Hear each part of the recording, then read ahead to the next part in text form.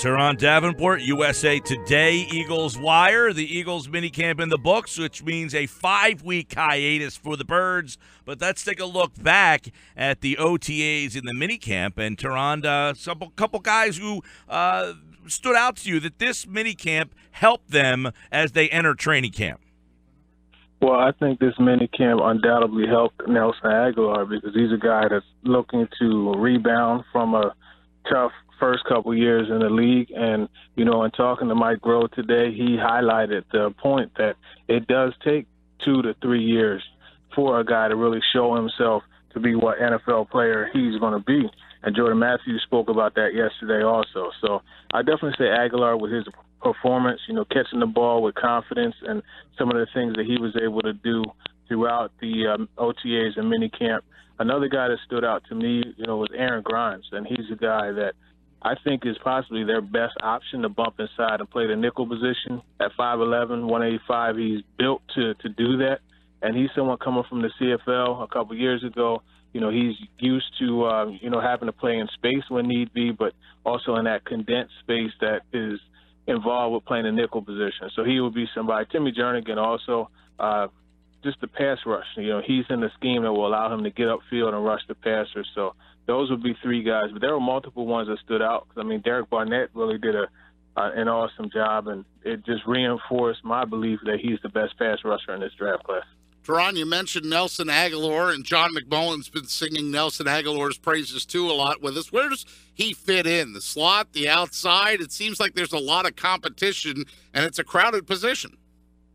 Well, I mean, to be honest with you, Aguilar is going to play both positions, and that's something that just further enhances his ability to have an impact on the roster. And like I said, he's looking to rebound from a tough first couple years, and Mike Grove today when he spoke to us, he talked about how Aguilar's skill set is unique in that he could get outside and, you know, he could be impactful there. But then you put him in the slot and you let him work the middle of the field.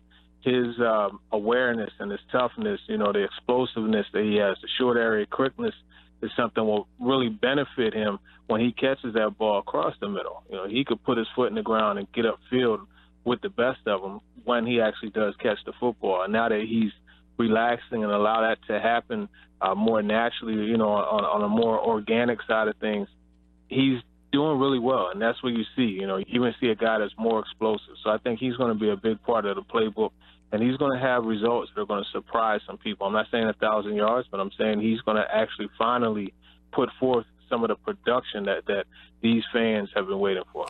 Turron, Davenport, USA Today. Turron, the secondary was a weak spot. I know it's early, no pads, nothing, but is there more talent with this group? Similar talent, less talent? I think it's very similar, to be honest with you. I mean, Nolan Carroll at this time was hurt, you know, and he was getting the mental reps, but you had Leotis McKelvin showing himself to be a very aggressive corner, a guy who, you know, seemed like he was going to come in and be a solid lead corner for them. Obviously, that didn't work out. And, you know, you take him out and insert Jalen Mills, and now you got Rasul Douglas coming in, C.J. Smith, Aaron Grimes, as I mentioned. So I think there's a different mix of talent. I think this mix is actually a little more exciting because there's younger guys. You know, you're excited to see what Jalen Mills could grow into. He had a very solid OTA and minicamp as well. You know, there were times where he took over periods in 7-on-7, you know, 3 consecutive pass breakups, a pick 6 he got a couple of days ago. When you look at Rasul Douglas, he got beat deep a couple of times. One time I will say it was miscommunication, whereas he thought he had help over top, and he didn't. And Aguilar was able to get behind him and haul in a deep 40-yard pass from Carson Wentz. So it's just going to be a matter of Douglas, you know, settling in. He's a guy, he's not the fastest, but he's sound technique-wise. Now, one thing I did see and getting to watch him day in and day out, you know, over the last couple of weeks, in the 6 or so practices I saw, one thing I noticed is that he's a guy that likes to grab a little bit. So that's something that they'll be working on, and they have to get that fixed. And if he could not be so grabby, you know, once he gets beat, he'll be fine. They had refs on the field, and he got called for holding a few times. Turron, if Douglas doesn't start, and you're talking about his grabbiness and that learning curve, if he doesn't start and he isn't one of the top 3 guys, is that a big concern for you? Is that worrisome for you? No, not at all. I think that's a good spot for him to be in. You know, I think for him to be able to come in and work at left corner like he has, while Jalen Mills bumps inside, I think that's really good for them. You know, and you still got Patrick Robinson. Aaron Grimes, like I said, is another option. So, you know, it's good for him to be able to be in the mix, but they have a good 4 or 5 guys that I think could come in and do a solid job for them. I'm not saying be Patrick Peterson, but what I am saying is go along with that pass rush. I think they could go hand in hand and find success. Their really main challenge is going to be getting up at the line of scrimmage and being disruptive, you know, giving that pass rush that extra second to get to the quarterback, and that's what it's going to take. And when those two work together, you know, you have Vinny Curry, who they did a study on, you know, as far as his flexibility and his balance to be able to not get on the ground so much, you know, and finish the job, get to the quarterback. And you will be surprised by Derek Barnett. Don't be surprised, you know, if he gets 8 to 10 sacks in a situational pass rushing situation. And we talked so much about Nelson Aguilar and then all the wideouts that they added for Carson Wentz and Alshon Jeffrey and Torrey Smith and how the wideout position is going to play. But one of the 5 Eagles that you identified as one of the best Eagles in the mini camp was at the tight end position, and that was Zach Ertz. Yeah, and I think that's just from a reinforcement standpoint. Ertz continues to be one of the guys that Carson Wentz looks to first, and whether that be across the middle or even working the corner routes, they like to flex him or even have him in line with Trey Burton on the outside of him and run that corner route. And Wentz did a really good job of connecting with him on, like I said, across the middle. But then there was a corner route that he threw a couple of days ago, and it really, you know, it impressed me because they were going against cover 2, and he led Ertz perfectly towards the sideline away from the safety. And that's the thing, you know, your quarterback and receiver, we talk about the chemistry. They have to be on the same page. You know, they see the coverage the same, and they know which way to run that particular route. Now, if that's against cover 3, then he's going to take it upfield a little bit more, and it's going to be closer to a seam route, you know. But against cover 2, he did it the perfect way. He ran towards the line of the sideline, went through the ball before he made his break and led him, and it was just a perfect play. You know, when you look at those type of things and understand what goes into it, you really appreciate that. And I tell you, Ertz, you know, he made a contested catch also. That's something that Doug Peterson said he wanted to see them do more, make those contested catches and, in fact, help your quarterback out. And I think it's really good because one hand is washing the other. You know, Wentz is giving them more catchable footballs and putting them in position to catch the ball and run. And then they're going up and making plays for Wentz. So it's a good thing when you see that kind of, you know, combination of skills, you know, coming to the forefront.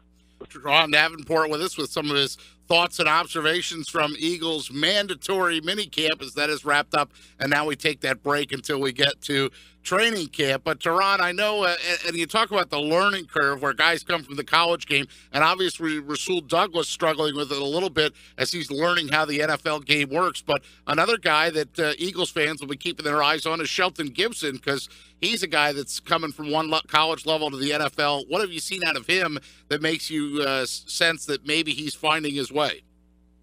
Yeah, and before I get into Shelton Gibson, I want to say with Douglas, the thing you have to remember, he's a guy that likes to get hands on receivers, and that's not something that you're able to do in minicamp and OTA. So it's almost like, you know, taking a little bit away from him. So you're going to see a little bit of a struggle, but overall he looked good. As far as Shelton Gibson's concerned, he's someone you have to remember. He's a speed guy, right? And when you're a speed receiver and when you come from that West Virginia scheme, it's different, right? You look at Kevin White, you look at Tavon Austin. These are guys that struggled initially. Obviously, White had the injury, but anyhow, the playbook. Once you get that playbook down, you could play with speed. You know, I talked earlier about, you know, converting your route against coverage. Well, if you're always thinking and you're not just playing the game, you know, football is a sport that, you know, it's very mental, but you have to be able to just react. You can't think when you're playing football. and that's something that he's doing too much. And I talked to him about that a couple of times. I talked to Doug Peterson about it, and he said that he wanted to condense it and have him stick to more of one position as opposed to working X, Y, F, and Z. But Shelton Gibson, being the young, eager prospect that he is, he wants to learn them all. So they're going to have to find that balance. But I think that he's a solid receiver. I would like to see a little less chatter at the line as far as when he's going against what is press coverage without the physicality standpoint, just as far as like a receiver or cornerback jumping inside. He gets a little too much footwork there to kind of remove him. So that's something that he'll work on. But he's going to be fine. I think he's a really good receiver. We talked about Steve Smith yesterday, and he loves the way Steve Smith played, and he loved the way that he talked. And he said that he's a guy that, he gets into the game by being able to talk and talk that trash and just, get those emotions going. And that's something that's very similar to Steve Smith. But he said that he wasn't able to really do that during camp and OTAs because he's still trying to get a grasp of the playbook. So you're going to see a later blossom with Shelton Gibson, and obviously, everybody is writing, he's dropping the football, he's doing this and he's doing that, not understanding or taking the time to talk to the man and figure out what is behind the struggle, and that's something that you have to do to get a better grasp of what's going on, and that's what I did, and that's pretty much my take on Shelton. Turron, I want to leave you with this. Give us a little indication of how much Alshon Jeffrey changes the game for this offense. Well, he changes the game a lot for the offense because now you have that guy that's open when he's covered. And it was pretty cool in the locker room. I went over to Alshon and we talked about how, the DB's position could change the different projections that Carson Wentz is going to use on the football. We literally, went through everything, actually, physically turning each other and can simulate and contesting the catch and stuff like that. And having a guy, you look at the Giants game, right? And that situation, the first one, in that situation where you need that touchdown in the red zone, Alshon is a different type of player. You throw the ball up like that, and obviously, the route and everything wasn't really on the same page, but you put it in the area because of his presence, it makes defenders a little more aggressive and, a little more, I don't want to say nervous, but sketchy, when they're in that situation. So you could draw a pass interference. So he's that type of guy. Like I said, when he's covered, he's still open. And then what he does as far as dictating coverage, that's going to open so much up for the guys underneath. And you got Torrey Smith, who's going to get that one-on-one coverage on the backside, so that's going to help them too. So it's definitely a good presence for them, and he's going to help. Even if he doesn't catch 100 footballs, he's going to help because he's going to allow other guys to, get that one-on-one coverage. All right, thanks, Turron. Davenport, USA Today, Eagles Wire at T Davenport _NFL. 5 weeks off. Enjoy them, Turron. Thank you. You guys have a good